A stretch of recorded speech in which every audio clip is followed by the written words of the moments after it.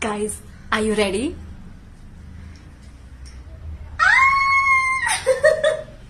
It's finally done and this is how it looks. Guys, पुराने mirror को नया जन्म मिल चुका है और नए जन्म में ये इतना खूबसूरत दिख रहा है। इसकी खूबसूरती पे 4 चांद लग चुके हैं।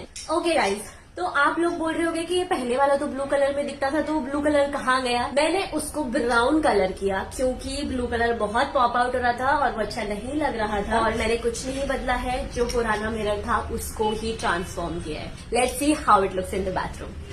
So this is how it looks in the bathroom. और मैंने इसमें ये क्यूट सी वॉल हैंगिंग ऐड की है ताकि थोड़ा कलर ऐड हो जाए वॉल में, और ये काफी खूबसूरती से कॉम्प्लीमेंट कर रहा है मेरी टाइल्स को, जो कि beige brown, I don't know what, पर ये तो डार्क ब्राउन। सो गाइज, कैसा लगा आपको ये ट्रांसफॉर्मेशन? प्लीज मुझे बताइए, और क्या मैंने इस मिरर के साथ जस्टिस किया है प्लीज बताइए। बाय।